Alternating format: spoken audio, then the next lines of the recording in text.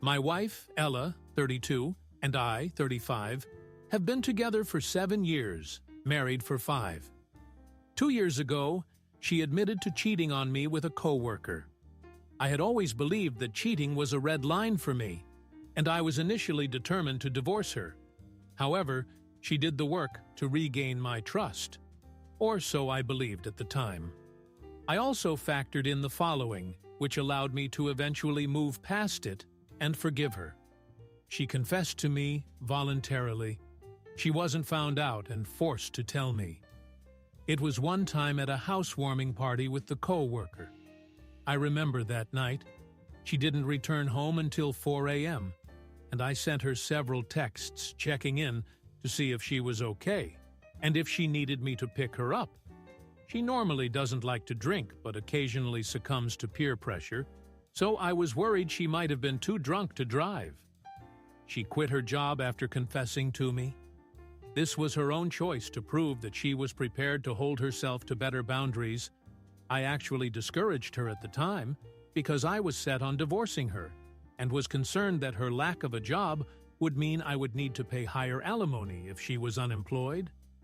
When I was 19 years old, I also cheated on my then-girlfriend, not Ella, via a drunken kiss.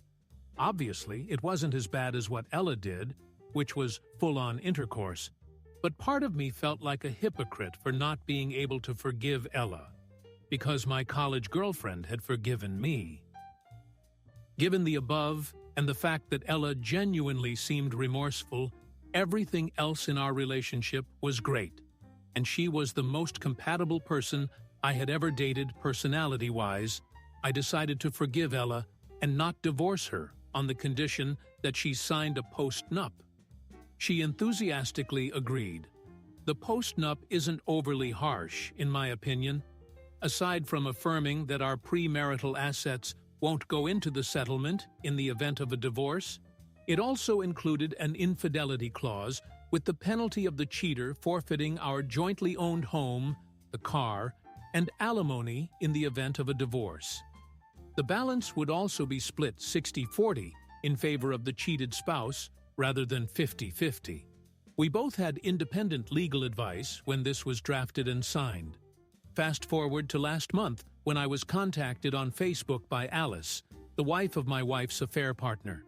She had tracked me down by going through Ella's social media. She told me that she had caught her husband, Bill, cheating on her, and discovered their affair from 2 years ago after going through his electronic devices. She asked if I knew, to which I replied that I did, but I thanked her for telling me anyway. She asked what had happened between Ella and me, and I told her that we had reconciled. She said she was determined to divorce Bill because, unlike my wife, Bill had proven to be a serial cheater and never confessed to her. The part that has since changed my mind about forgiving Ella is the fact that she revealed that Bill and Ella had actually been having an affair for 5 months. I clarified if she meant an emotional affair, but she clarified that it was a physical affair and that they had hooked up over 10 times. In my mind, this makes the affair so much worse. It wasn't just a drunken night. It was a long period of planned and deliberate choices, and I feel like an absolute fool. This past weekend, I confronted Ella, and she admitted it. I asked why she didn't tell me the full truth, and she said she didn't believe I would have forgiven her if I had known. She's been trying to convince me that it's in the past. We've made 2 years of progress since, and it doesn't matter whether it was once or 10 times. She argues that her confession showed true remorse. But my current thought is that the omission shows that even in her confession, her main concern was protecting herself, rather than respecting me as a spouse, by giving me the agency to make a fully informed choice, not that different from never telling me in the first place.